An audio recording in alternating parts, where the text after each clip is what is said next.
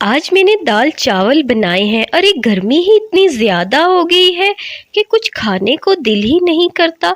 आप लोग भी आज दाल चावल ही खा लीजिए, गर्मी बहुत ज़्यादा है। तो मैंने इसलिए सोचा कि बस यही बना लूं। मैं शाम को कुछ भी अच्छा सा बना कर दे दूंगी, ठीक है? अरे भाभी जी, आप फिक्र मत कीजिए। आपके हाथ के तो दाल चावल भी गोश्त मुर्गी के बराबर है। आप बहुत अच्छे दाल चावल भी बनाती हैं। और भाभी, आप हमारा इतना ख्याल रखती हैं। आप जो भी बना के दें, हम खुशी खुशी खा लेंगे। देवर जी, मैंने आपके टिफ़िन में भी सिर्फ दाल चावल और प्याज ही डाला है। देवर जी, कल कुछ अच्छा बना कर डाल दूंगी, ठीक है? अरे भाभी, आप क्यों फिक्र करती हैं? मैंने आपसे कहा ना, मुझे आपके हाथ के दाल चावल भी बहुत पसंद है। मैं यही खा लूंगा खुशी से। चले, अब मैं चलता हूँ। ये है राधा और उसका देवर श्याम। राधा अपने पूरे परिवार का बहुत ख्याल रखती थी। राधा के ससुर और सास इस दुनिया में नहीं थे, इसलिए राधा ही अपने पूरे परिवार का बहुत ख्याल रखती थी। जी सुनिए, मैं काफी दिनों से आपसे एक बात करना चाह रही थी। देखिए, अब हमें श्याम की शादी कर देनी चाहिए। क्या ख्याल है आपका? हाँ राधा, तुम ठीक कहती हो। शाम की नौकरी भी अच्छी लग गई है। अब हमें उसकी शादी कर देनी चाहिए। शाम के भैया भाभी उसकी शादी की ऐसे ही बात करते हैं तो शाम का बड़ा भाई कहता है कि उसके दोस्त की बहन बहुत अच्छी है, उसने देख रखी है, तो उसके साथ शाम की शादी कर देते हैं। फिर यूं ही शाम की शादी की तैयारियां शुरू हो जाती हैं और कुछ ही दिनों में वो लोग शाम की शादी करते हैं। राधा अपनी देवरानी की आरती के लिए खड़ी होती है। श्याम की पत्नी माया एक अमीर घर से थी। वो इसलिए उसमें थोड़ा सा पैसे का घमंड था। वो इन गरीबों को बिल्कुल पसंद नहीं करती थी। वो अपने साथ एक कूलर भी लेकर आई थी और अपना कूलर वो बाद में अपने कमरे में लेकर चली जाती है। बच्चे कूलर को देखकर बहुत खुश होते हैं, लेकिन जब वो देखते हैं कि उनकी चाची अपने कमरे में ले गई हैं तो वो भी सवाल करते हैं कि वो अपने कमरे में क्यों ले गई।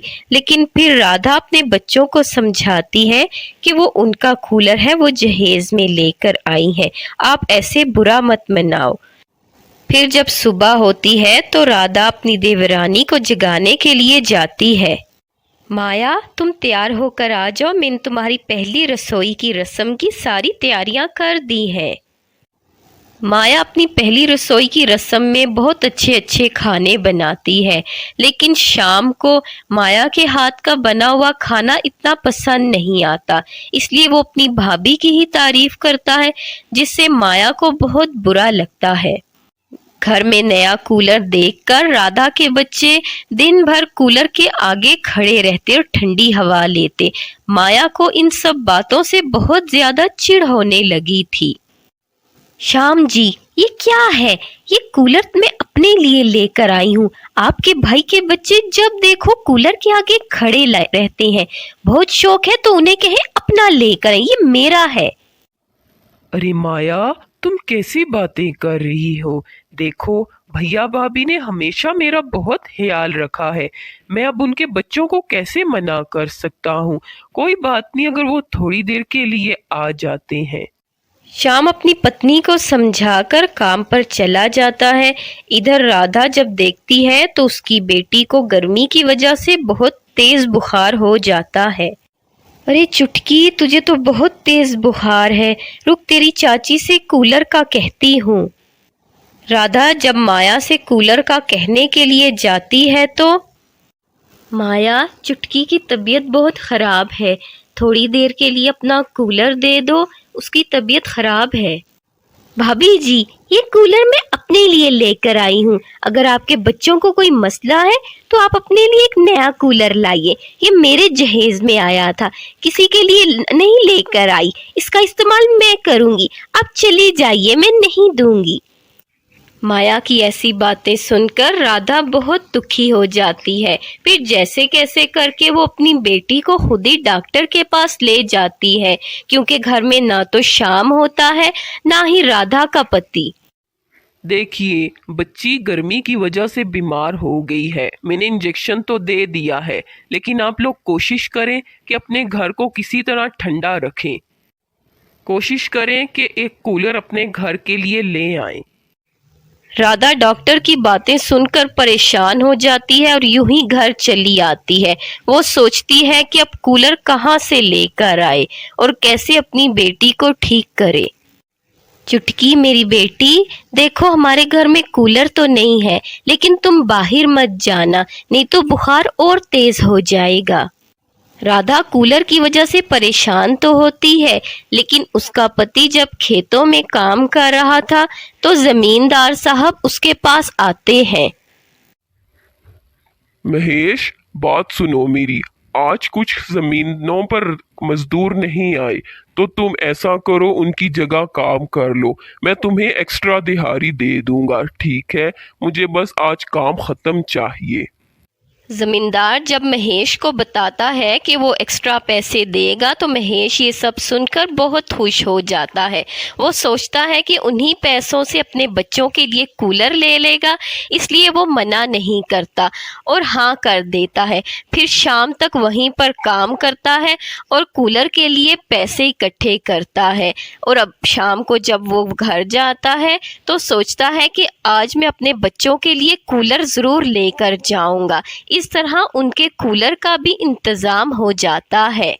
माँ, हमारे घर में कितनी गर्मी है, चाची को बोलो ना थोड़ी देर के लिए कूलर दे दे।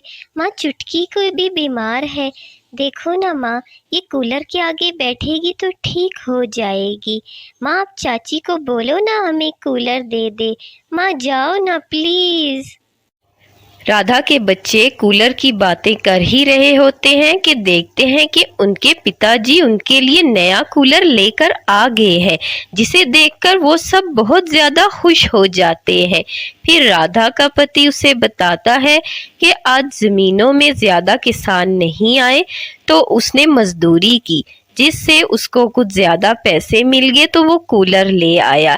ये सब देखकर सब बच्चे बहुत खुश हुए और राधा भी खुश हो गई। फिर राधा ने अपने पति को बताया कि चुटकी की गर्मी की वजह से तबीयत खराब हो गई थी, अब कूलर आ गया था तो सब खुश हो गए थे। दूसरी तरफ माया दिन भर कूलर के आगे लेटी रहती, इसलिए ज़्यादा गर्मी में कूलर चलने की वजह से उसका कूलर अचानक खराब हो जाता है। गर्मी बहुत तेज थी, कूलर भी खराब हो चुका था, इसलिए माया को भी तेज गर्मी की वजह से बुखार हो गया था।